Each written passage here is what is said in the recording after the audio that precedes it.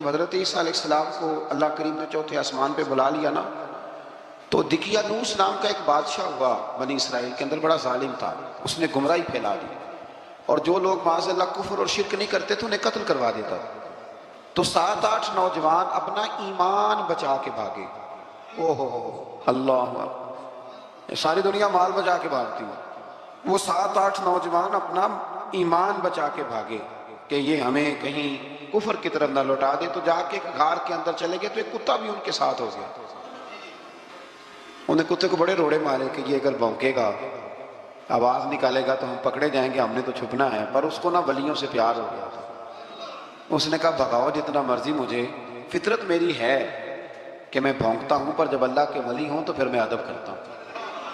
یہ قرآنی واقعہ ہے۔ اچھا، یہ عین وہ واقعہ ہے قرآن مجید کا کہ جو بہت ساری چیزوں پر ویسے نص ہے اور بہت ساری زبانیں ویسے گنگ ہو جاتی ہیں۔ تو وہ 6-7 لوگ تھے، وہ چلے گئے غار کے اندر، جا کے انہوں نے پناہ لے لی۔ بادشاہ کو پتہ چل گیا کہ غار کے اندر ہے۔ اچھا، اللہ کی قدرت جیسے ہی داخل ہوئے انہیں نیند آ گئی، یہ سو گئے۔ اور قرآن مجید کہتا ہے، قرآن مجید کے یہ لفظ ہے کہ کتا غار کے منہ پر بازو پھیلا کے بیٹھ گیا، گویا اپنے مالکوں کی خدمت کر رہا۔ اب میاں صاحب کی ایک بات کر لیں درمیان میں، میاں صاحب فرماتے ہیں جنہ تنا وچ عشق نہ رچیا، کتے ہونا تھی چنگے، اور چلو مالک دیکھ کر راکھی کر دے، صابر بھوکے ننگے۔ یہ دیکھو نا کہ اتنا تو ان کے اندر بھی کمال ہے، اپنے نا دونوں بازو پھیلا کے، کتا بھی غار پہ بیٹھ گیا۔ ان کو نیند آ گئی، بادشاہ نے پتہ کرایا کہاں بھاگ کے گئے، تو کہا وہ غار کے اندر ہے۔ بادشاہ کہنے لگا کہ ان کی سزا یہ ہے کہ ایک دیوار چن دو غار کے منہ میں، غار کوئی بند کر۔ جس بندے کی ڈیوٹی لگائی نا غار چننے کی، بندہ بڑا نیک تھا، اس کو دیوار بنانے کا ذمہ دیا۔ اس نے نا دیوار بھی بنائی اور ایک تختی پہ نا سب کے نام لکھے، اور وہ تختی ایک صندوق میں رکھ کے وہاں بند کر دی، اور اسی طرح کی ایک تختی اس کے نیچے لکھا کہ ایک تختی ان کے ناموں کی نا میں مال خزانہ میں بھی بند کر رہا ہوں۔ اللہ تبارک و تعالیٰ کی قدرت کے بعد مفسرین نے لکھا ہے وہ 100 سال تک سوئے رہے، اور بعض نے لکھا ہے کہ 300 سال تک سوئے رہے۔ 300 سال کے بعد اس طرح ہوا کہ حکومتیں بدل گئیں۔ بیدروس نام کا ایک بادشاہ آ گیا، وہ بڑا نیک دل تھا، اس نے ہر طرف حضرت عیسیٰ علیہ السلام کی شریعت کا پھر سے نعرہ بلند کیا۔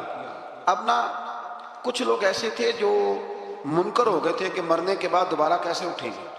بادشاہ ایک دن حجرے میں گیا، جا کے دعا مانگی، یا اللہ کوئی ایسی بات دکھا جس سے لوگوں کا ایمان پکا ہو جائے۔ اس طرح کے بادشاہ ہوا کرتے، تو رب کریم نے کہا میں نے تو پہلے یہ راز چھپا کے رکھا ہوا ہے، کھول دیتے ہیں۔ اس نے دعا مانگی، اور ادھر کیا معاملہ ہوا کہ چرواہا بکریاں چرانے والا وہاں سے گزرا۔ اس نے سوچا یہ دیوار ہے، اگر اس کا منہ کھول لوں نا کبھی تو میری بکریاں یہاں تھوڑا سا دھوپ کے اندر سستا لیا کریں گے۔ اس چرواہے نے کیا کیا کہ اس نے وہ دیوار گرائی تاکہ میری بکریاں اندر جایا کریں۔ وہ دیوار گرائی تو اس نے اندر 6-7 لوگ سوئے ہوئے دیکھے، اور کتا بھی سویا ہوا دیکھا۔ اللہ تبارک و تعالیٰ اپنی قدرت سے، اپنے فضل سے ان کی کروٹیں بھی بدلتا رہا، اپنی قدرت سے۔ ایک طرف انسان پڑا رہے نا تو اعضاء گل جاتے ہیں، ان کی کروٹیں بھی بدلی جاتی ہیں، مناسب روشنی بھی دی جاتی، حرارت بھی۔ اس نے دیوار گرائی تو ان کی آنکھ کھل گئی، تو ایک دوسرے سے کہنے لگے آج تو بڑی گہری نیند سوئے ہیں یار، آج تو لمبی نیند پوری کرنی ہے، چلو بھوک بڑی لگی ہے ایک دوست کو بھیجو۔ یہ سارا واقعہ قرآن مجید میں موجود ہے، میں اپنے لفظوں میں بیان کر رہا ہوں۔ جاؤ ایک دوست کو بھیجو بازار سے نا کھانا لے آئے، پیسے وہی 300 سال پرانی کرنسی۔ وہ جب نان بھائی کی دکان پہ گیا نا سامان لینے، اس کو پیسے دیے، تو نان بھائی نے ہاتھ پکڑ لیا، کہنے لگا میاں تو کدھر سے آیا، یہ کون سے پیسے؟ اس نے کہا پیسے کاہے کے، میں بھی سوچ رہا ہوں کہ حالات بدلے ہیں، سارے حضرت عیسیٰ کا کلمہ پڑھ رہے ہیں، ماحول اور ہے۔ اس نے کہا تیرے ہاتھ کوئی خزانہ لگ گیا، یہ تو ہم نام سنتے تھے کہ یہاں کوئی دقیانوس نام کا بادشاہ رہے، کوئی خزانہ، بتا کہاں سے لیے۔ شور ہوا، حاکم شہر تک خبر پہنچی، بادشاہ تک پہنچی۔ اس نے بتایا کہ بھئی ہم تو دقیانوس کے ڈر سے بھاگے ہیں، کل بھاگے ہیں یا آج سویرے، اتنا زیادہ ہمیں پتہ نہیں، کل یا آج سویرے بس نا اتنا زیادہ ہمیں یاد ہے کہ ہم گئے تھے۔ بہرحال لوگ جمع ہو گئے، اکٹھے ہو گئے، غار تک پہنچے۔ اب جو غار کے اندر تھے وہ پتہ کہتے ہیں لگتا ہے ہمارا دوست پکڑا گیا ہے۔ اب پکڑا گیا ہے تو اب بندے جمع ہو، وہ اندر ڈر رہے تھے، تسبیح کر رہے تھے، اللہ کو یاد کر رہے تھے۔ ادھر یہ پہنچ گیا، جب ان لوگوں نے یہ جیتا جاگتا رب کے فضل کا نمونہ دیکھا، اور بادشاہ نے کہا کہ یہ کیا ہے، صندوق کھولا تو اس کے اندر وہ تختی لکھی تھی کہ یہ ان کے نام ہے۔ یہ دقیانوس سے ڈر کے بھاگے ہوئے ہیں، یہاں یہ سو رہے ہیں، اور اسی کی ایک تختی میں نے فلاں جگہ بھی دفن کیا، وہ تختی بھی وہاں سے نکل آئی۔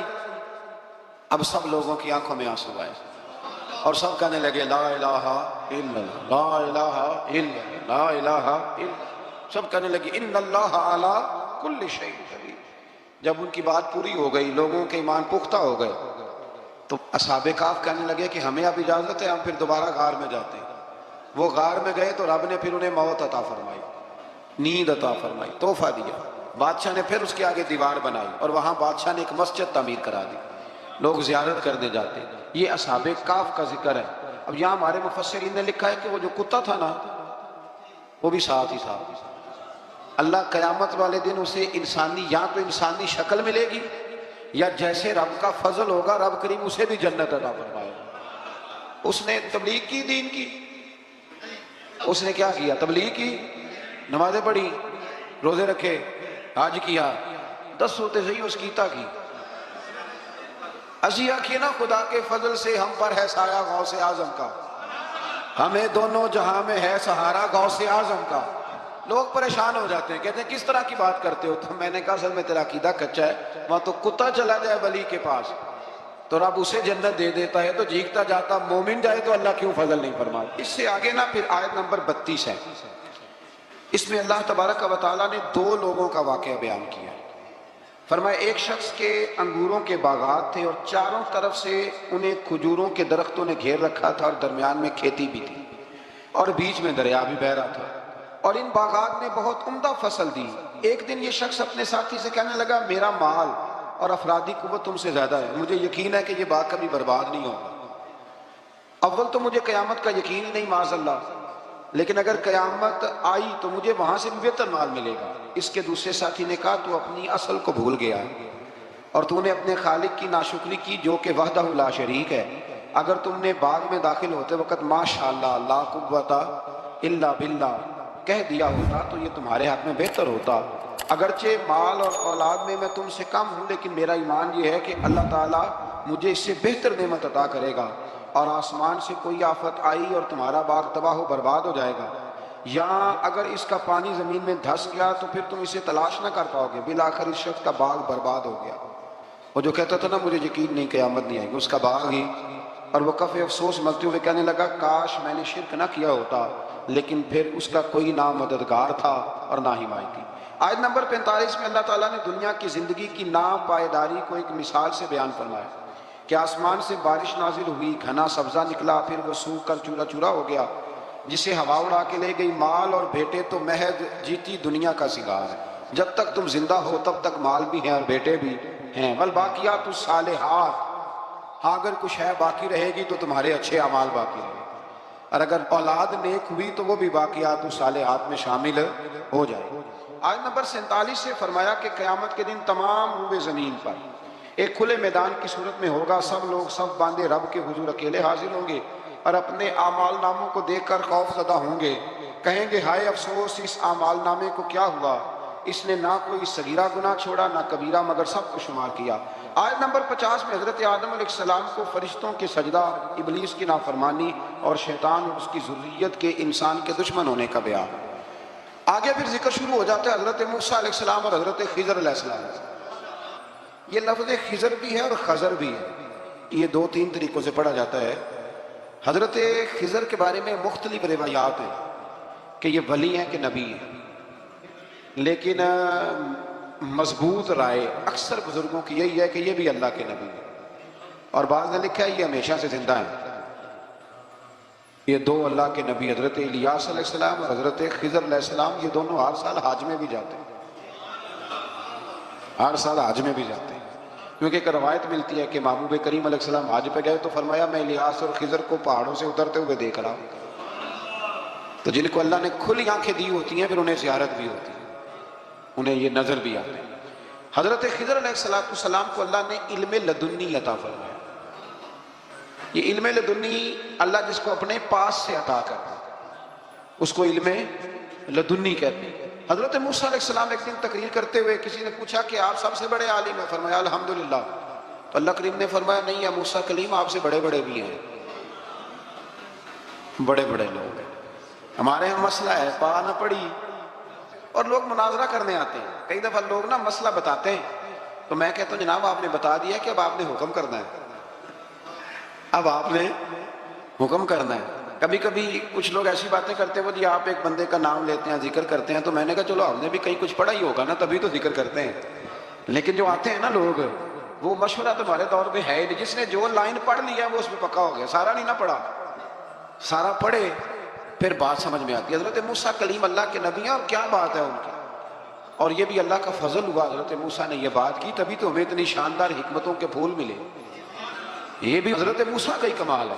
تو حضرت موسیٰ نے کہا کہ اے اللہ وہ جو مجھ سے بڑا ہے عالم ہے وہ کہاں ملے گا جس سے میں حکمت کی بات سیکھوں؟ تو فرمایا جہاں مجمع البحرین ہے نا، دو دریا ملتے ہیں، وہاں وہ ملے گا.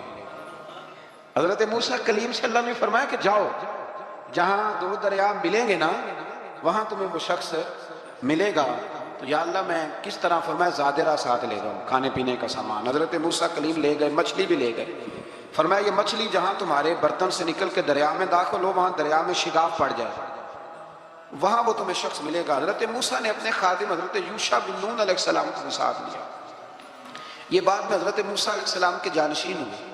یہ دونوں سفر پہ نکل گئے، ایک جگہ پہ پہنچے جہاں پہاڑ تھا، ساتھ دریا بھی تھا، اس کے نیچے آرام کرنے لگے. حضرت موسیٰ کلیم سو گئے تو یوشع بن نون علیہ السلام موجود تھے. مچھلی جھٹ سے نکلی، دریا میں داخل ہو گئے، وہاں راستہ بھی بن گیا. اب اٹھے حضرت موسیٰ کلیم، جب اٹھے تو فرمایا چلو چلے. تھوڑا آگے جا کے فرمایا بھوک لگ رہی ہے، کھانا تو نکالو. انہیں یاد آیا، کہنے لگے حضور مچھلی تو دریا میں چلی گئی تھی. فرمایا تو نے بتایا نہیں، وہی تو ہماری منزل تھی جہاں مچھلی دریا میں گئی. پھر وہاں سے واپس آئے قدموں کے نشانوں کی، وہاں پہنچے جہاں مچھلی گئی تھی. تو وہاں ایک شخص لیٹا ہوا تھا چادر لے کے. آپ نے سلام لی تو انہوں نے کہا وعلیکم السلام یا موسیٰ کلیم اللہ. تو آپ نے فرمایا آپ کون ہیں؟ فرمایا میں وہی ہوں جس کو آپ تلاش کر رہے ہیں. تو فرمایا آپ نے مجھے کیسے پہچانا؟ فرمایا جس رب نے تمہیں بھیجا ہے نا اس نے ہی مجھے بتایا ہے کہ موسیٰ آ رہا ہے، موسیٰ آ رہا ہے. اب حضرت خضر نے جو کچھ فرمایا وہ بڑا شاندار ہے. فرمایا موسیٰ کچھ باتیں ایسی ہیں جن کا آپ کو علم ہے اور مجھے نہیں، اور کچھ ایسی ہیں جن کا مجھے علم ہے اور آپ. اللہ اکبر، یہ کبھی ہماری سمجھ میں بات آ جائے، یہ کبھی سمجھ میں آ جائے. کچھ باتیں ایسی ہیں جس کا مجھے علم ہے، اور یہ بڑے بڑے سیانے بندے نہیں مانتے. بڑے بڑے میں عالم ہوں جی، تو آپ عالم ہیں میاں ایک شعبے کے، لیکن بہت سارے دنیا میں شعبے ہیں نا. دین کے عالم کا درجہ سب سے بڑا ہے، لیکن قانونی مشاورت کرنی ہے تو آپ وکیل سے کریں. گاڑی کے بارے میں پوچھنا ہے تو کسی مکینک سے پوچھیں، لیکن آپ بن کے نہ بیٹھ جائیں. فرمایا جس کا آپ کو علم ہے مجھے نہیں، اور جس کا مجھے علم ہے ان میں سے آپ کو نہیں. تو کہا میں پھر آپ کے ساتھ رہنا چاہتا ہوں اور میں وہ سیکھنا چاہتا ہوں جو آپ بتا رہے ہیں. تو حضرت خضر فرمانے لگے صبر کر لیں گے میرے ساتھ؟ یہ سب سے مشکل کام ہے، یہ سب سے، یعنی ہر بات کی تو یہاں لوگوں کو وضاحت چاہیے. کھانسے بھی تو آپ کو بتانا پڑے گا کھانسے کیوں، ہنسے بھی تو آپ کو بتانا پڑے گا ہنسے کیوں. بے بزرگ ہیں، بزرگوں کی باتوں میں حکمتیں ہوتی ہیں، لیکن ہم حکمت کی طرف جانے کو تیار ہے نہیں ہوتے. ہمیں تو فوری طور پہ جواب چاہیے، حل چاہیے. حضرت موسیٰ علیہ السلام جناب خضر کے ساتھ چلے. فرمایا صبر کروں گا، میں چلتا ہوں آپ کے ساتھ. دریا کے قریب گئے کشتی میں بیٹھنے کے لیے، تو کشتی والوں نے حضرت خضر کو پہچان لیا، بغیر کرائے کے سوار کرایا. اور جب پار اترنے لگے تو حضرت خضر نے کشتی کا ایک تختہ ہی توڑ دیا. حضرت موسیٰ کہنے لگے یہ آپ نے کیا کیا؟ انہوں نے نیکی کی، آپ نے تختہ توڑ دیا. فرمایا آپ کو کہا تھا نا آپ نے صبر نہیں کرنا، آپ کو کہا تھا نا. فرمایا چلو میں صبر کروں گا. تھوڑا آگے گئے تو ایک نوجوان لڑکا، ابھی چھوٹی عمر ہے، وہ ملا. حضرت سیدنا خضر علیہ السلام نے اسے قتل ہی کر دیا. فرمانے لگے آپ نے قتل ہی کر دیا؟ ایک قرآن مجید ہے بھائی.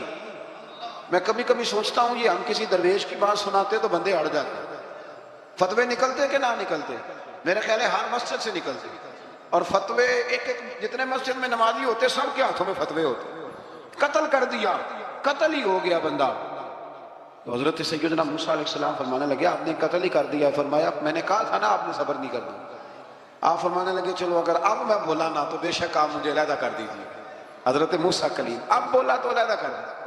ایک بستی میں داخل ہوئے، بستی کے لوگوں سے پانی مانگا تو انہوں نے پانی بھی نہ دیا، آرام کرنے کو جگہ بھی نہ دی. پر وہاں ایک دیوار گر رہی تھی، حضرت خضر علیہ السلام نے سیدھی کرنی شروع کر دی. ساری دیوار بنائی. تو حضرت موسیٰ کہنے لگے کن لوگوں کی خدمت کر رہے ہو جنہوں نے پانی بھی نہیں دیا، انہوں نے پانی تک نہیں پوچھا. فرمانے لگے بس بھیا آپ نے وعدہ کیا تھا کہ اب بولیں گے تو بے شک علیحدہ کر دیں. آپ بولیں اب آپ کا اور میرا ساتھ زیادہ نہیں چل سکتا، آپ بولیں جو بول پڑے نا غلامی کرے تو رستے لمبے چلتے، اور جو بولے نا جس کو وضاحتیں چاہیے ہو وہ غلام نہیں ہوتا، اس کے ساتھ پھر باتیں لمبی۔ ہاں تو آنکھ بند کر کے چل، ہاں آزم جاتے لائیے نا تجھے لائیے تھے، پھر آنکھ بند کر کے پیچھے چل کے بات ختم ہو گئی۔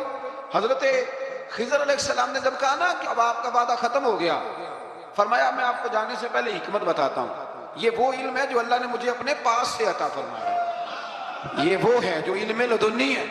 کہا جناب کیا مطلب؟ فرمایا وہ جو میں نے تختہ توڑا تھا نا، تو یہ مسکین بچے ہیں جن کی کشتی تھی، تو دریا کے اس پار بادشاہ کھڑا تھا، وہ جو صحیح صحیح کشتیاں ہوتی تھی قبضے کر لیتا تھا، اور جو تھوڑی سی ٹوٹی پھوٹی ہوتی تھی نا وہ چھوڑ دیا کرتا تھا، تو میں نے تھوڑی سی کشتی ان کی اس لیے توڑ دی ہے تاکہ دیکھے گا تو چھوڑ دے گا، اس لیے میں نے بھلا کیا ہے۔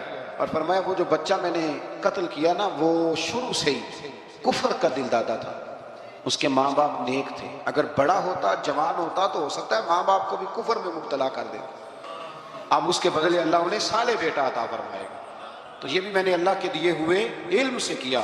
اور فرمایا یہ جو دیوار میں نے نبی ہو کے یا ولی ہو کے مزدوری کر کے دیوار بنائی ہے نا، اللہ اکبر، فرمایا یہ دیوار عام لوگوں کی نہیں، یہ یتیم بچوں کا خزانہ ہے دیوار کے نیچے، یہ گر جاتی تو خزانہ ظاہر ہو جاتا، اور بچائی اس لیے ہے کہ وَكَانَ أَبُوهُمَا صَالِحًا، ان بچوں کا باپ نیک آدمی تھا، ان کا باپ قاضی ثناء اللہ صاحب پانی پتی فرماتے ہیں ڈائریکٹ باپ نہیں تھا، 7ویں نسل میں جا کے باپ بنتا تھا۔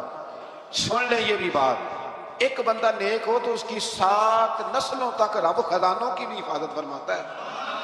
اب آپ اندازہ فرمائیں کہ بات کتنی دور تک جاتی ہے۔ بزرگوں کی باتوں میں نا حکمتیں ہوتی ہیں، دانائیاں ہوتی ہیں۔ یہ طریقت کے جو لوگ ہوتے ہیں انہیں سبق یہ دیا جاتا ہے کہ آمنا وصدقنا، ماننا ہے اور تصدیق کرنی۔ ہمارا معاملہ یہ ہے کہ یہاں وضاحت دینی پڑتی ہے، وہ جی وہاں کیا ہوا تھا، وہ جو گاڑی آپ کے پاس ہے تو وہ کہاں سے آئی، تو وہ جو کل آپ نیا جوڑا پہن کے آئے تھے تو وہ کدھر سے آیا۔ تو جو لوگ وضاحتیں مانگتے ہیں وہ اپنے نہیں ہوتے، ان کا غلامی کا رشتہ نہیں ہوتا، حبیب اور ہوتا ہے شریک اور ہوتا ہے، شریک وضاحتیں مانگتے ہیں، حبیب محبت کرتے ہیں۔ ہمارا آج سب سے بڑا المیہ یہ ہے، سب سے بڑا، کہ ہم کسی حکمت کے تحت کوئی بندہ اگر کوئی کام کر رہا ہے تو مجبوری ہے کہ ہمیں وہ حکمت بتائی جائے، ایسا نہ کریں۔ یہ طریقہ حضرت غوث اعظم رضی اللہ تعالیٰ عنہ، حضور غوث پاک رضی اللہ تعالیٰ عنہ کو ایک شخص ملنے آ گیا، ملا علی قاری نے لکھا ہے، آپ کے ایک مرید نے کہا چل میرے پیر سے ملنے، کہنے لگا میں نہیں جاتا ملنے کسی پیر شیر سے، کہا نہیں آؤ تو صحیح۔ وہ آیا نا تو اس نے دیکھا کہ 50 گھوڑے عربی نسل کے کھڑے ہیں غوث پاک کے دروازے، موٹے تازے چوڑے عربی نسل کے گھوڑے۔ اس کے دل میں خیال آیا، کہنے لگا یار سواری کے لیے اگر رکھے ہیں تو ایک بھی کافی تھا، 50 کی کیا ضرورت تھی؟ اللہ اکبر۔ اب واقعی 50 کھڑے تھے، مرید کے پاس جواب ہی کوئی نہیں تھا، کہنے لگا یار پتہ مجھے بھی کوئی نہیں، لیکن حضرت صاحب نے رکھے ہیں تو حکمت ضرور کوئی ہوگی، حکمت ضرور کوئی، اس کی کوئی حکمت ہوگی۔ اللہ اکبر۔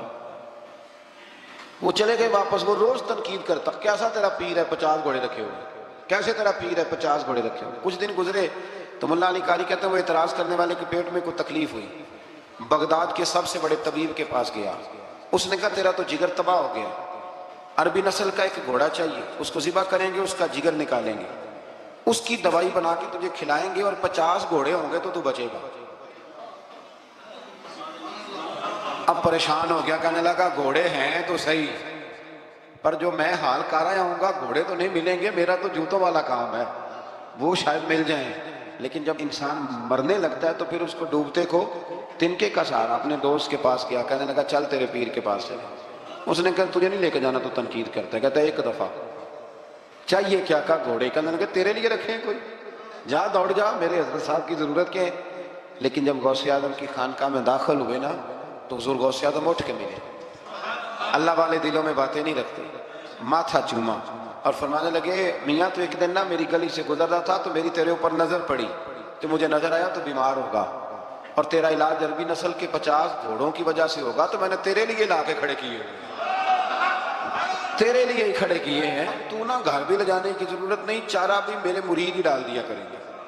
تو اس طرح کرنا، روز آنا ایک گھوڑا لے جانا، پھر اگلے دن آنا تو دوسرا، وہ خدا کے بندے تیرے لیے رکھے تھے، تو تنقید کر رہا ہے۔ اللہ کے بندے پردہ پوش ہوتے ہیں، ہاں شرط یہ ہے کہ وہ بندہ صالح ہو، دیندار، وہ والا پیر نہ ہو جو نماز بھی نہ پڑھے اور گھوڑے 15 رکھے ہوئے ہوں اس نے، وہ والا معاملہ نہ ہو۔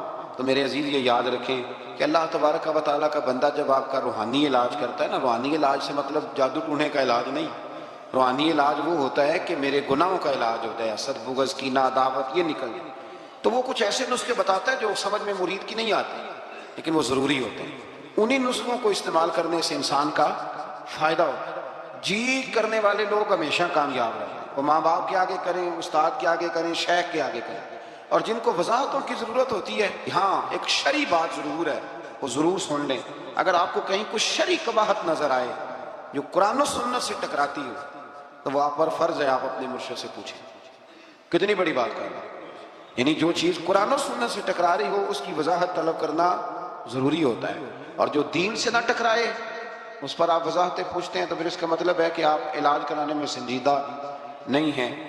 فرمایا پاک ہے وہ ذات جس نے اپنے بندہ خاص کو سیر کرائی، مسجد حرام سے لے کر مسجد اقصیٰ تک، اور مسجد اقصیٰ کون سی؟ الذی بارکنا حولہ، جس کے ارد گرد ہم نے برکتیں رکھی ہیں، لنوریہ من آیاتنا، تاکہ ہم انہیں اپنی نشانیاں دکھائیں۔ معراج حضور کی سیر کا نام ہے۔ اللہ نے کہا محبوب آؤ اپنی سلطنت کی سیر کر۔ معراج حضور کی سیر و سیاحت کا نام ہے، بس سیر کرنے گئے تھے محبوب، اور رات کے تھوڑے سے حصے، اور مسجد اقصیٰ وہ مسجد جس کے ارد گرد ہم نے برکتیں رکھی۔ مسجد کے اندر برکتیں ہوتی ہیں کہ ارد گرد ہوتی ہیں؟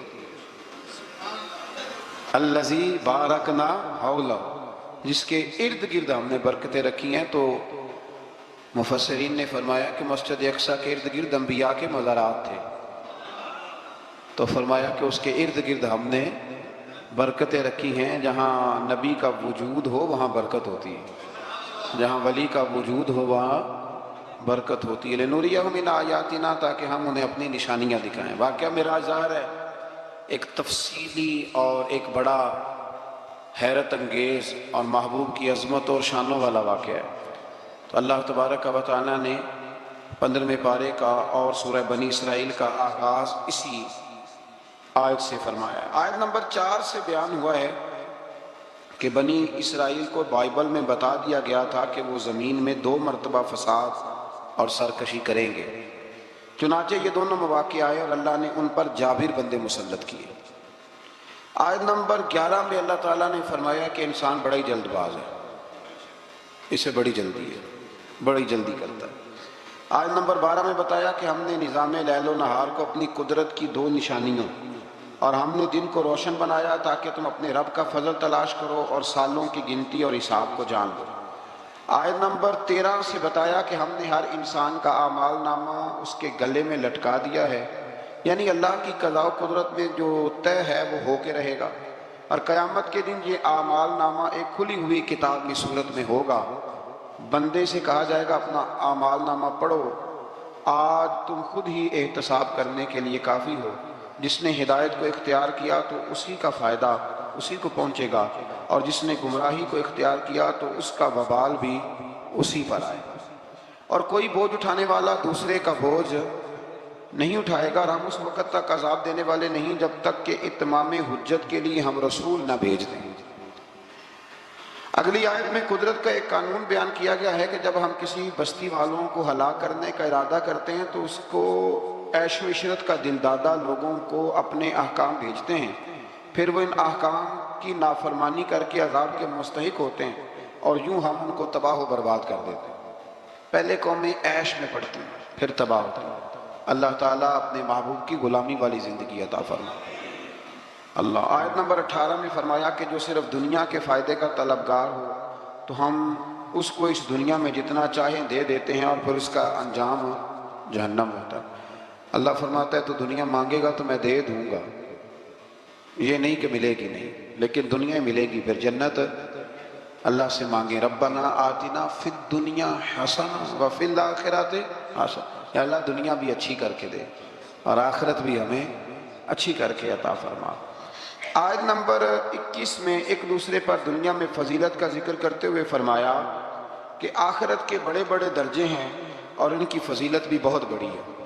آیت نمبر 23 میں والدین کے حقوق کی جانب متوجہ کرتے ہوئے فرمایا کہ تمہارے رب نے حکم دیا ہے کہ اس کی سوا کسی کی عبادت نہ کرو اور ماں باپ کے ساتھ نیک سلوک کرو، اگر تمہاری زندگی میں وہ دونوں یا ان میں سے کوئی ایک بڑھاپے کو پہنچ جائے تو اس کو اف تک نہ کہو، ان کو جھڑکو بھی نہیں اور ان کے ساتھ ادب سے بات کرو اور ان کے لیے عاجزی اور رحم دلی کے بازو جھکائے رکھو اور یہ دعا کرو کہ اے میرے رب ان پر رحم فرما جیسا کہ انہوں نے بچپن میں رحم کے ساتھ میری پرورش فرمائی تھی۔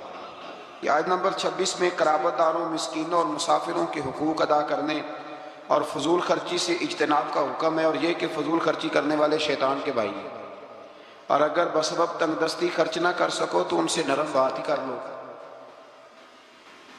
فرمایا رشتہ داروں پہ خرچ کرو، اپنی ذات پہ فضول خرچی نہ کرو، اور اگر تم خرچ نہیں کر سکتے، غریب ہو تو کم از کم اخلاق کا مظاہرہ ہی کر لو، رشتہ داروں کے اندر تلخ جملوں کا تبادلہ تو نہ کرو۔ آیت نمبر 29 نے تسلسل کے ساتھ احکام کا بیان ہے، تسلسل کے ساتھ۔ نمبر 1 فرمایا خرچ کرنے میں بخل، ہرس اور فضول خرچی کے درمیان میانہ روی کو اختیار کرنا، یعنی نیک کاموں میں کھلے دل سے خرچ کرنا اور مباح کاموں میں اعتدال کے ساتھ خرچ کرنا اور ناجائز کاموں میں بالکل خرچ نہ کرنا۔ نمبر 2 ارشاد فرمایا کہ افلاس کے خوف سے اولاد کو قتل کرنے کی تمہیں ممانعت ہے اور یہ کہ سب کا رزق دینے والا اللہ ہے۔ نمبر 3 میں فرمایا کہ زنا بہت بری چیز ہے، اس سے بچو۔ نمبر 4 میں قتل ناحق کی ممانعت ہے اور قصاص لینے میں حد اعتدال میں رہنے کا حکم ہے۔ نمبر 5 میں یتیم کا مال کھانے کی ممانعت ہے اور اس کے بالغ ہونے تک اس کے مال کی حفاظت کا حکم ہے۔ نمبر 6 وعدوں کے پورے کرنے کا حکم دیا گیا، یہ آیت نمبر 29 میں سارے احکام۔ اور نمبر 7 ناپ تول میں خیانت کی ممانعت کی گئی۔ نمبر 8 جس چیز کا علم نہ ہو اس کے در پہ ہونے کی ممانعت کی، جس کا پتہ نہیں اس مسئلے میں پڑھنے سے اللہ نے یہ تو بڑا مشکل کام بتا دیا ہے۔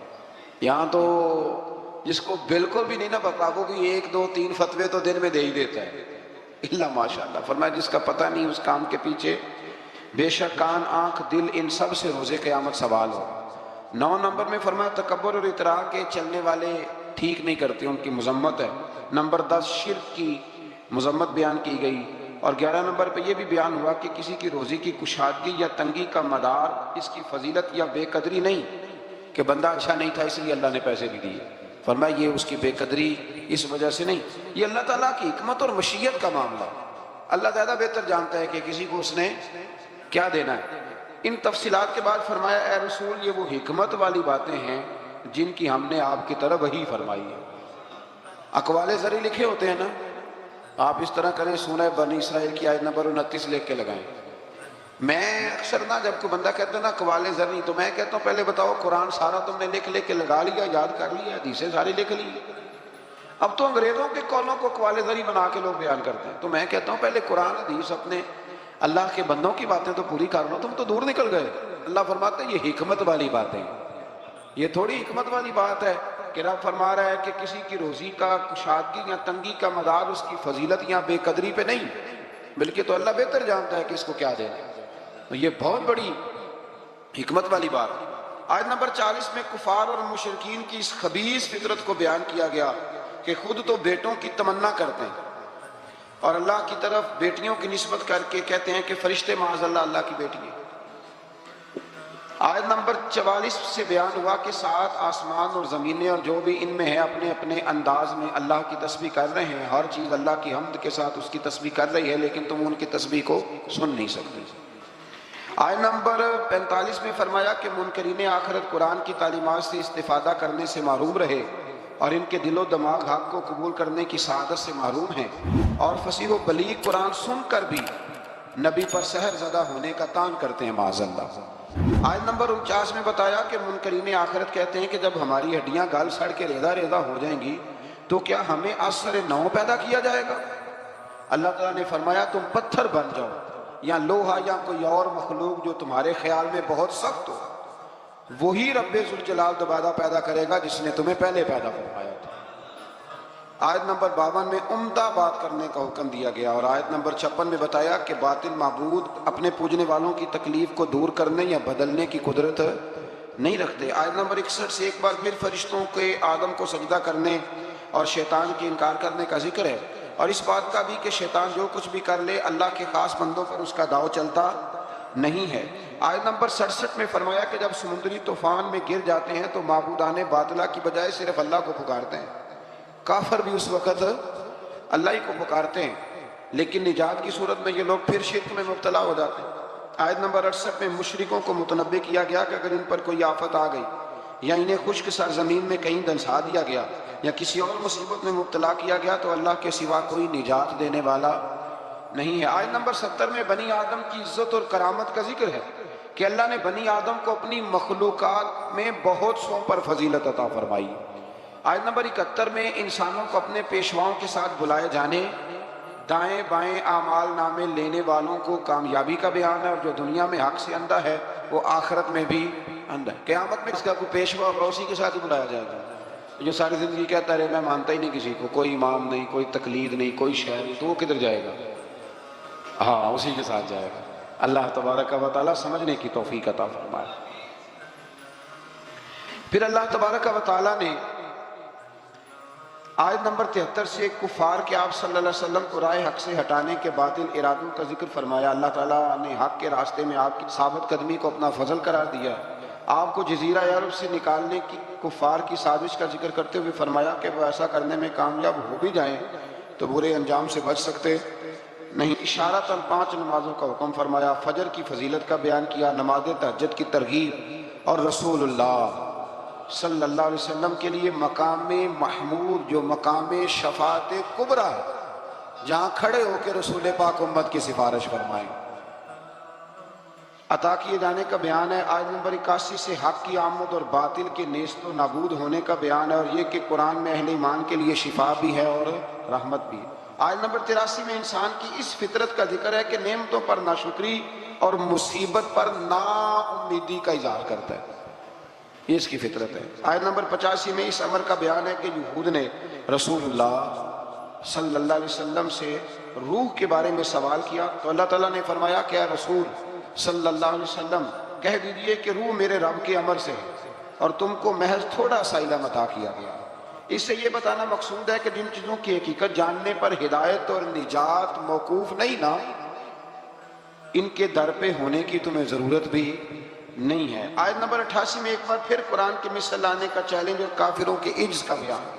آیت نمبر 90 سے مشرکین مکہ کے بعد فاسد مطالبات کا ذکر کرتے ہوئے فرمایا کہ انہوں نے کہا ہم اس وقت تک آپ پر ایمان نہیں لائیں گے حتیٰ کہ آپ ہمارے لیے زمین سے پانی کا کوئی چشمہ جاری کر دیں، یا کھجوروں اور انگوروں کے باغات کے مالک بن جائیں جن کے نیچے نہریں بہہ رہی ہیں، یا آپ ہمیں جس عذاب سے ڈراتے ہیں وہ لے آئیں، یا آسمان کو ٹکڑے ٹکڑے کر کے ہم پہ گرا دیں، یا اللہ اور فرشتوں کو ہمارے سامنے بے حجاب کر دیں، یا آپ کے لیے سونے کا گھر ہو، یا ہم آسمان پر چڑھ جائیں اور پھر آسمان سے ہم پر کتاب نازل کریں جس کو ہم پڑھیں۔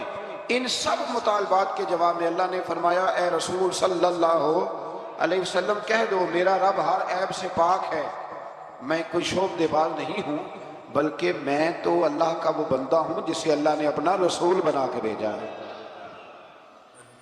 یہ کچھ لوگ نا شعب دو کی باتیں کرتے ہیں، آج بھی کرتے ہیں، فلانے پیر صاحب ہیں جی، یہ جو کچھ لوگ بڑے بڑے نادان ہیں نا، یہ ساری آپ پڑھ لیں آیت نمبر 90، تو وہی سارے سوالات ہیں جو آج کا بد مذہب ولیوں کے بارے میں کرتا ہے، کہتا ہے اگر ایسے ہیں تو پھر یہ کر دیں پھر وہ کر دیں۔ او خدا کے بندو، ولی شوب دے دکھانے نہیں آتے، بندوں کو رب سے ملاتے ہیں، ان کا کام پیغام حق دینا ہے، ان کا یہ کام نہیں ہے۔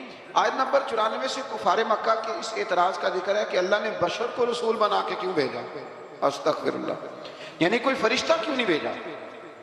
اللہ تعالیٰ نے فرمایا رسول صلی اللہ علیہ وسلم کہہ دو اگر زمین میں فرشتے بستے اور اطمینان سے چلتے پھرتے تو ہم ان پر آسمان سے فرشتہ ہی رسول بنا کے نازل کرتے۔ اگر فرشتوں کی طرف رسول بنانا ہوتا تو پھر کس کو بناتے؟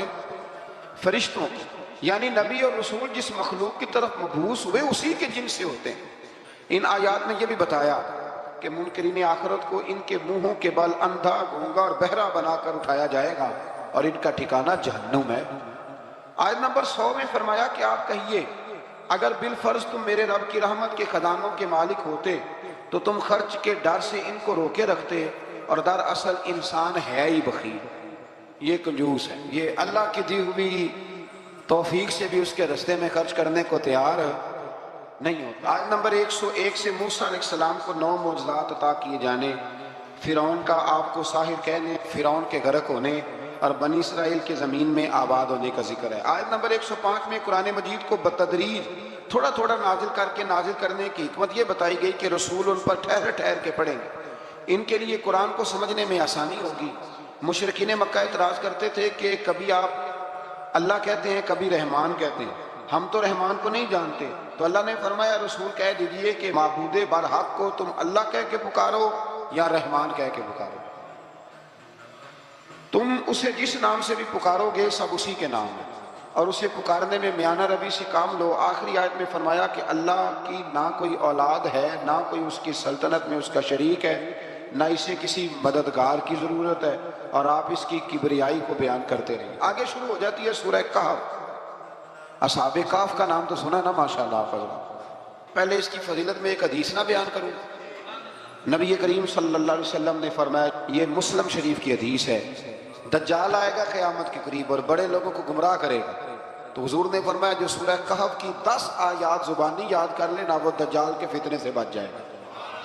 اللہ توفیق عطا فرمائے۔ اور غور کریں میں کیا عرض کرنے لگا ہوں۔ قرآن مجید کہتے ہیں قد جاءکم من اللہ نور و کتاب مبین، اے لوگو تمہارے پاس اللہ کی طرف سے نور آیا اور کتاب مبین آئی۔ تو میلاد والے رسول کے ساتھ جو چیز آئی ہے وہ قرآن پاک ہے۔ قرآن آیا حضور کے ساتھ، قرآن پاک کی تلاوت خوبصورت ہو محفل میلاد میں۔ ویسے تو سارا قرآن ہی حضور کی نعت ہے، سارا قرآن، اور میں حیران ہوتا ہوں کہ نقیب اعلان کر رہا ہوتا ہے سارا قرآن حضور کی نعت ہے، نعت کا کہہ رہا ہوتا ہے سارا قرآن حضور کی نعت ہے، تو پھر ان سے کہنا چاہیے نا پڑھے چند آیتیں، سنا پھر آپ شعر ہی رہیں، چند آیات کی تلاوت کریں نا، مہربانی فرمائے۔ آپ نے کہا ہے نا سارا قرآن حضور کی نعت ہے، ذوق سے تلاوت کی جائے محفل میلاد میں۔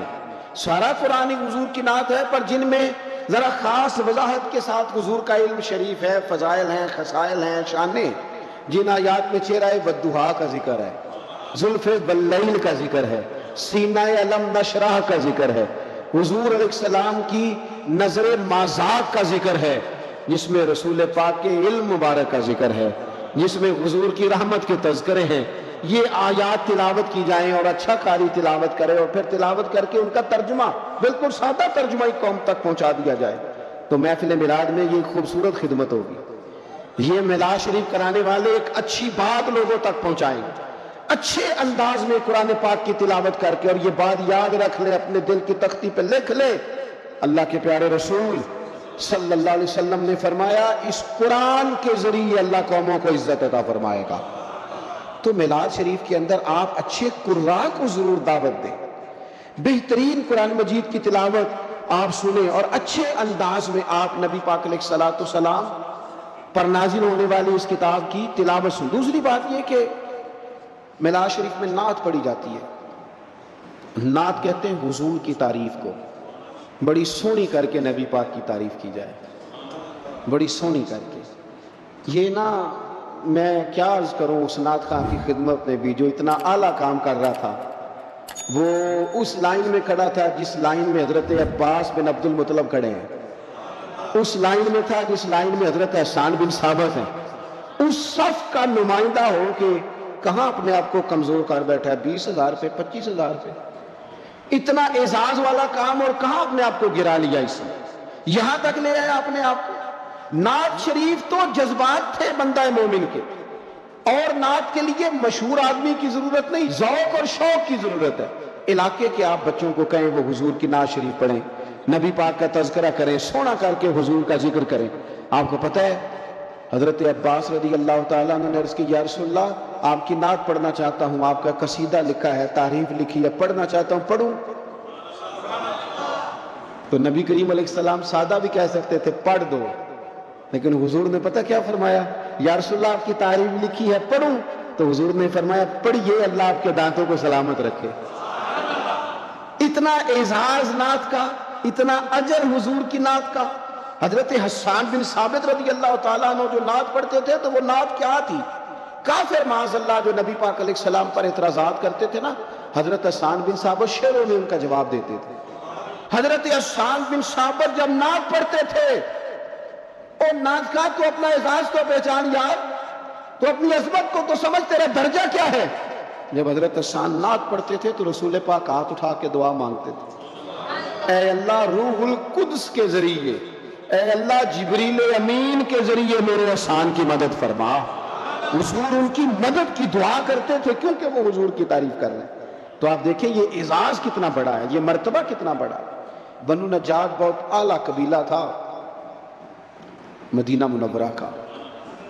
کاش میرے بیٹے حضور کی نعت پڑھنے لگے، کاش آپ کے بیٹے حضور کی نعت پڑھنے لگے، کاش ہماری بیٹیوں کی زبانوں پر نبی پاک کے ترانے جاری ہو جائیں، کاش یہ سلیقے سے، یہ باوضو ہو کر، یہ طہارت کے ساتھ اپنے محبوب کریم علیہ السلام کے نعت خواں بن گئے، اس باپ کے مقدر جان گئے جس کی اولاد حضور کے تذکرے کرنے والی بن گئی، وہ بڑے منصب پر فائز ہو گیا جس کے بچے نبی پاک کی مدح خوانی کرنے لگے، ثنا خوانی کرنے لگے۔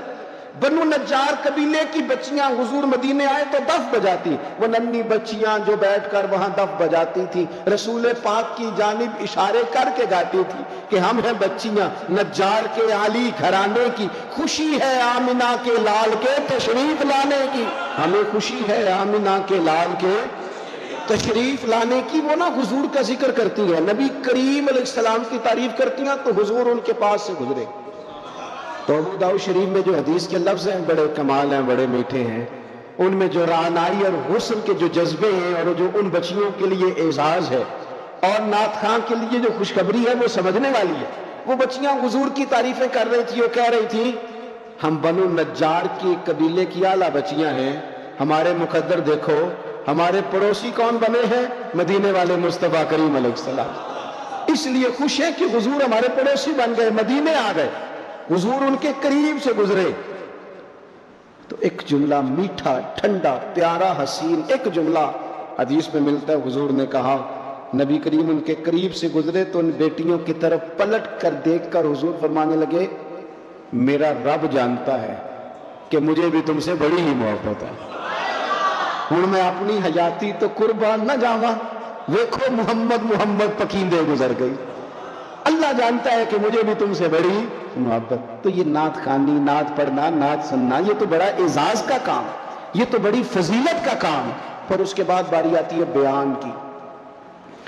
واعظ و نصیحت کے لیے بہت زیادہ جوش خطابت کی ضرورت نہیں ہوتی، نبی پاک صلی اللہ تعالیٰ علیہ وسلم کے سیرت کے سوانح کے کچھ مطالعہ کی ضرورت ہوتی۔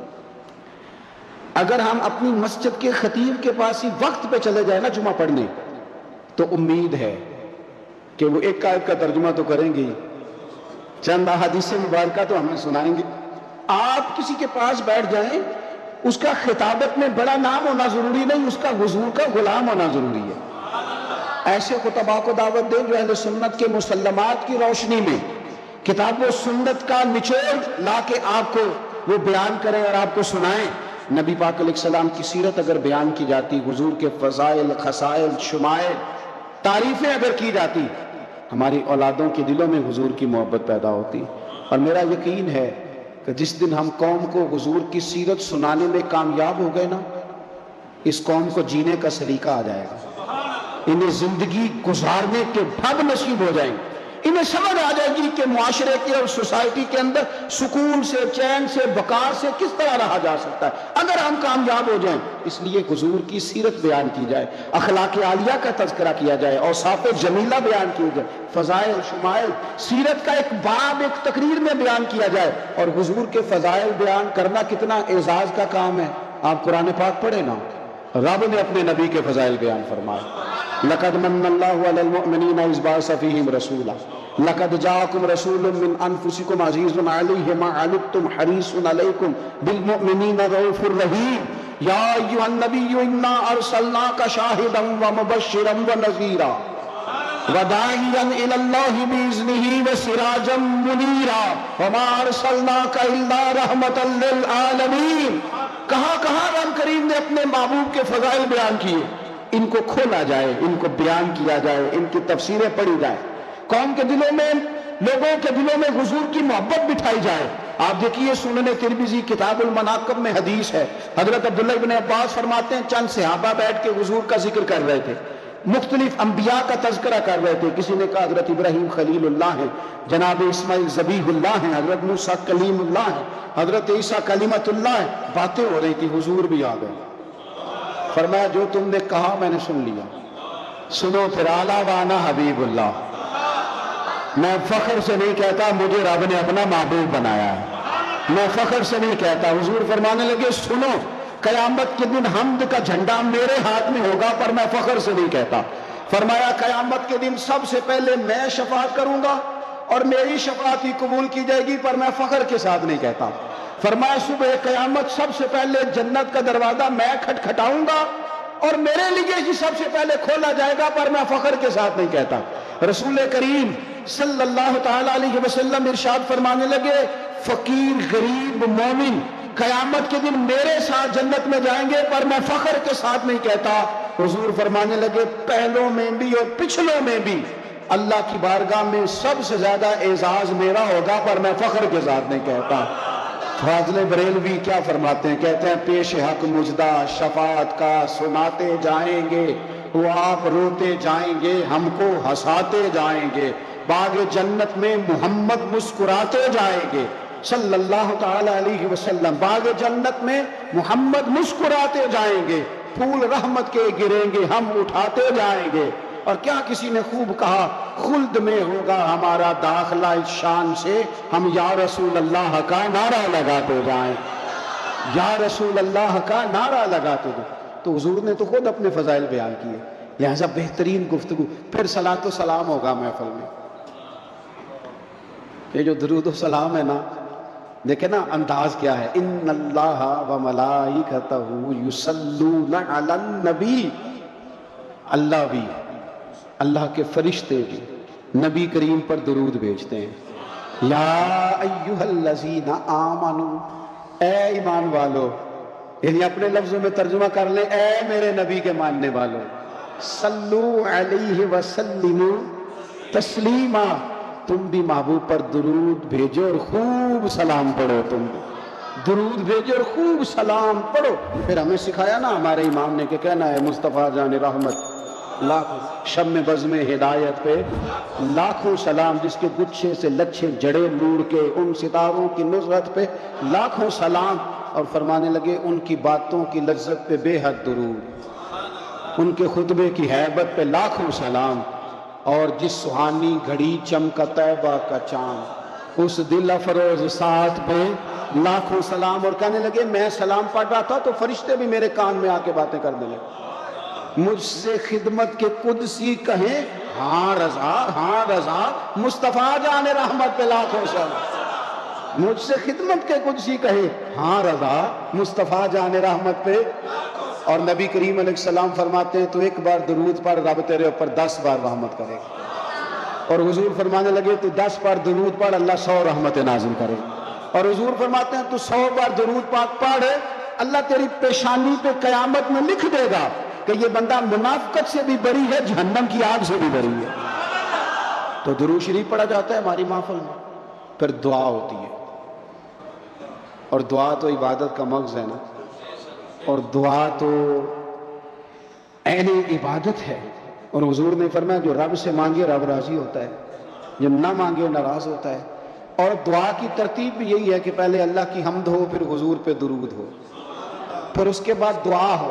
تو مجھے بتائیں جب محفل پاک میں ہم قرآن پاک پڑھیں گے، نعت پڑھیں گے، کتاب و سنت کی روشنی میں خطاب سنیں گے، حضور پر درود و سلام پڑھ کے ہاتھ اٹھائیں گے تو وہ تو کریم ہی بڑا ہے، جو مانگیں گے اپنے فضل سے انشاءاللہ عطا فرمائے گا، وہ عطا فرمائے گا۔ تو یہ مقام ہے وہ، یہاں دعائیں مانگی جائیں اور اللہ اپنے فضل سے قبول کرنے والا۔ اور اس کے بعد لنگر شریف ہوتا ہے۔ 2-3 گزارشات ہیں محفل کرانے والوں سے اور میلاد پہ لنگر بانٹنے والوں سے۔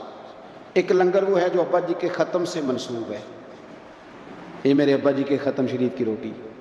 ایک لنگر وہ ہے بزرگوں کے ختم سے منسوب ہے، ایک وہ ہے جو بیٹے کے عقیقے سے منسوب ہے، ایک بیٹے کے ولیمے سے منسوب ہے، ایک لنگر حضور کے میلاد سے منسوب ہے۔ آپ نے صحیح بتانا ہے. ابا جی کے ختم کی روٹی بھی کبھی کسی نے چھتوں سے پھینکی ہے شاپروں پہ ڈال. دادا جی کے ختم شریف پہ کھانا پکا ہو تو چھت سے پھینک دیتے ہو لفافے میں ڈال. بچے کے عقیقے پہ، ولیمے پہ، تو میلاد پہ کیوں پھینکتے ہو؟ میلاد پہ کیوں پھینکتے ہو؟ کوئی یہ طریقہ ہے؟ آپ کم از کم چلیں بہت سارے مجموعوں کو بہت زیادہ اعزاز کے ساتھ نہ صحیح تو کم از کم یہ کہ آپ بٹھا کے تو کھانا دے دیں، وقار کے ساتھ ہی کھانا کھلا دیں. اور میں اپیل کروں گا محفل کرانے والوں سے، اور مجھے امید ہے خطیب، مشائخ، نعت خواں، قاری، یہ سارے حضرات بھی میری بات سے اتفاق کریں گے، میلاد شریف میں نہ سب کی روٹی ایک جیسی پکا لی جائے. جو غریب کھائے وہی پیر کھائے، جو عام کھائے وہی نعت خواں کھائے، جو سارے کھائیں وہی پیر صاحب، صوفی صاحب، درویش صاحب، خطیب صاحب، مہمان خصوصی صاحب بھی کھائیں. اور یارو کچھ لوگ روز گوشت کھاتے ہیں. کچھ گھر ایسے ہیں کہ اگر چاولوں میں گوشت پڑ بھی جائے نا تو سارے بچوں کو بوٹیاں نہیں ملتی. ان گھروں میں بچے نا گوشت کے لیے لڑتے ہیں کہ میں نے بوٹی کھانی یا میں نے بوٹی کھانی، اور باپ پریشان، غریب، کمزور دور بیٹھ کے دیکھتا ہے کہ میری جیب میں زیادہ پیسے ہوتے تو میں زیادہ گوشت لاتا. ایسا نہ ہو کہ ہم میلاد شریف پہ زیادہ گوشت ڈال کے چاول ہم نے پکائے ہوئے ہوں اور اسے پتہ ہو کہ آج بٹھا کے اعزاز کے ساتھ روٹی کھلائی جائے گی تو اپنے تینوں بچے غریب آدمی ساتھ لے آئے، اور اس کا 3-4 سال کا بچہ جب اسے 3-4 بوٹیاں اکٹھی ملیں تو اپنے ابا جی سے پوچھے، ابا جی آج خیر ہے؟ آج بڑا گوشت مل رہا ہے، خیر ہے؟ تو پھر تجھے میلاد سکھانا نہیں پڑے گا، پڑھانا نہیں پڑے گا، بتانا نہیں پڑے گا. اس کا باپ جب اس کے کان میں کہے گا نا، پتر آج راج راج کے کھا، آج مدینے والے محبوب کا میلاد شریف، آج میلاد ہے حضور رسول کریم علیہ السلام کی محفل نور میں تو آیا ہے. اور سنے نبی کریم نے کیا فرمایا؟ حضور فرمانے لگے جو بھوکے کو کھانا کھلائے گا نا اللہ قیامت کے دن اسے جنت کے پھل کھلائے گا. وہ بہت سارے لوگ کہتے ہیں میلاد کرتے ہیں غریبوں کو دے دو، تو میں کہتا ہوں ہمارے میلاد کی محفلوں میں پہلے ہی تو غریب آتے ہیں، ہم غریبوں کو تو کھلا رہے ہیں. امیر تو اللہ تعالیٰ انہیں توفیق دے، وہ تو سیاسی جلسوں میں جاتے ہیں، وہ تو جاتے ہیں جہاں MNA اور MP کے جلوس نکلنے ہو تو وہاں جاتے ہیں. یہ غریب ہی تو ہیں جو آتے ہیں حضور کے نام پہ پیچھے بیٹھ کر روتے ہیں نبی کریم کی نعت میں. تو لنگر شریف اگر اس تسلسل سے ہو، اس شوق سے ہو، اس ذوق سے ہو کہ بہت سارے غرباء کو میسر آئے اور ان کو کھانے کھلائے جائیں، پیٹ بھر کے کھانے کھلائے جائیں، ہو سکے تو کچھ غریبوں کو کپڑے بانٹے جائیں حضور کے میلاد کے نام پر، ہو سکے تو کچھ کی امداد کی جائے کہ یہ میلاد کا تحفہ ہے تیرے لیے. اگر یہ سارے ذوق میلاد النبی پہ لنگر شریف کے نام پر پیدا کر لیے جائیں تو آپ یقین کریں کہ میلاد نا اس طرح کا بن جائے گا کہ وہ تقریروں سے، باتوں سے اتر کر دلوں میں اترنا شروع ہو جائے گا.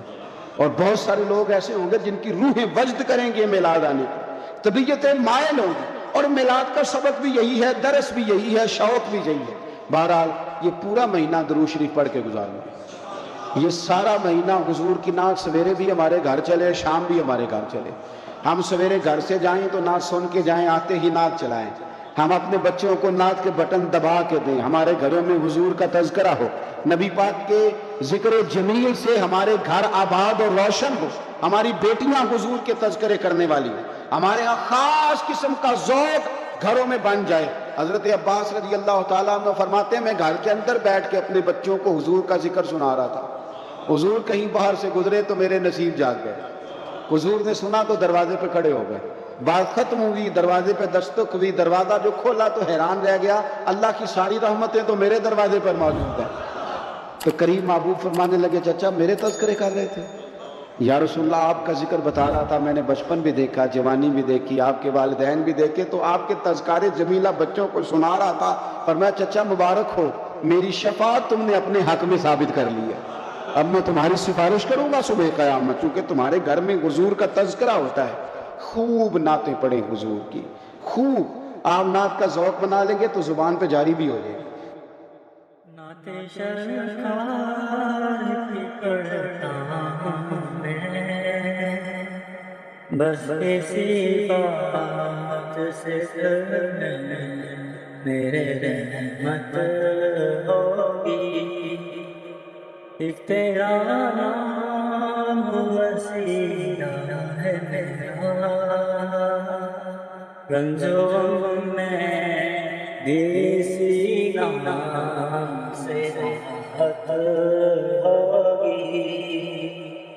ये सुना है کہ بہت اندھیری ہوگی، قبر کا خوف نہ رکھنا ہے دل، وہاں سرکار کے چہرے کی زیارت ہوگی، ان کو مختار بنایا ہے خلد میں بس وہی جا سکتا ہے جس کو حسنین کے بابا کی اجازت ہوگی، نعت سرکار کی قدموں میں بس اسی بات سے گھر میرے رحمت ہوگی، حشر کا دن بھی عجب دیکھنے والا ہوگا، زلف لہرا کے جب آئیں گے، پھر قیامت میں بھی اور قیامت ہوگی، زلف لہرا کے جب آئیں گے، پھر قیامت میں بھی اور قیامت ہوگی، نعت سرکار کی قدموں میں بس اسی بات سے گھر میرے رحمت ہوگی۔ ہمارے جتنے بھی صوفیہ کرام ہیں، جتنے بھی اولیاء اعظام ہیں، ان سب کا سب سے بڑا اور اہم درس یہ ہے کہ انسان پوری طور پر اپنے آپ کو اپنے اللہ تعالیٰ کے سپرد کر دے۔ صوفیہ کرام یہ فرماتے ہیں کہ جس طرح بچہ ماں کی گود میں جا کے ہر غم سے بے فکر اور آزاد ہو جاتا ہے، اس طرح بندہ مومن اللہ تعالیٰ پر بھروسہ کر کے ہر غم سے آزاد ہو جاتا ہے۔ ہمارے ہاں یہ مسئلہ بن گیا ہے کہ ہمیں آج کل دنیا داروں پر، دوستوں پر، احباب پر، اپنے تعلقات پر، اپنی جیب پر تو بھروسہ ہوتا ہے، لیکن اللہ تعالیٰ کی ذات پر جس طرح بھروسہ ہونا چاہیے اس طرح نہیں ہوتا۔ اقبال صوفیہ کرام کی اس سوچ کو اور آج کے دور کی ہماری اس کمزوری کو اس طرح بیان کرتے ہیں، وہ کہتے ہیں نگاہ فقر میں شان سکندری کیا ہے، اور خراج کی جو گدا ہو وہ کیسری کیا ہے، بتوں سے تجھ کو امیدیں خدا سے نو امیدی، مجھے بتا تو صحیح بھلا اور کافری کیا ہے۔ لوگوں سے امیدیں رکھنا اور رب سے نا امید ہو جانا، اس سے بڑی اور کافری کیا ہے۔ نبی رحمت سید عالم صلی اللہ تعالیٰ علیہ وسلم نے فرمایا میری امت کے 70,000 لوگ بغیر حساب کتاب کے جنت میں داخل کر دیے جائیں گے۔ یہ وہ لوگ ہوں گے جو ہر حال میں اپنے رب پر بھروسہ کرتے ہیں، مکمل طور پر ہر لحاظ سے ہر حال میں ان کا بھروسہ اپنے رب کریم پر قائم رہا، ادھر ادھر نہیں دیکھا، اللہ پر بھروسہ رہا۔ محبوب سبحانی غوث سمدانی شیخ لاسانی سیدنا شیخ عبد القادر جیلانی سرکار غوث اعظم شہنشاہ بغداد رضی اللہ تعالیٰ عنہ اپنے عقیدت مندوں کو، ارادت مندوں کو، اپنے زیر تربیت لوگوں کو اور صبح قیامت تک اپنے ساتھ عقیدت رکھنے والے لوگوں کو یہ درس دیتے ہیں۔ آپ ارشاد فرماتے ہیں الفتح الربانی میں کہ اگر تو دنیا اور آخرت کی بادشاہت چاہتا ہے تو اپنے آپ کو مکمل طور پر اپنے رب کریم کے حوالے کر دے۔ غور کیجئے گا سرکار غوث پاک کے فرمان پر، فرماتے ہیں اگر تو دنیا اور آخرت کی بادشاہت چاہتا ہے تو مکمل طور پر اپنے آپ کو اپنے رب کے حوالے کر دے، اس طرح تو امیر ہو جائے گا۔ اور اپنے نفس کی خواہشات پر کنٹرول کرنا مشکل ہوتا ہے نا، فرماتے ہیں تو اپنے آپ کو اپنے اللہ کے سپرد کر تو اپنے نفس پر بھی حاکم ہو جائے گا اور غیروں پر بھی حاکم ہو جائے گا۔ اللہ پر جو لوگ بھروسہ کر لیتے ہیں اور اپنے آپ کو رب کے حوالے کر دیتے ہیں، اللہ ان کے لیے دنیا اور آخرت میں کافی ہو جاتا ہے۔ ہمیں اللہ تعالیٰ سرکار غوث پاک رضی اللہ تعالیٰ عنہ کی ان تعلیمات کو سمجھنے کی توفیق عطا فرمائے۔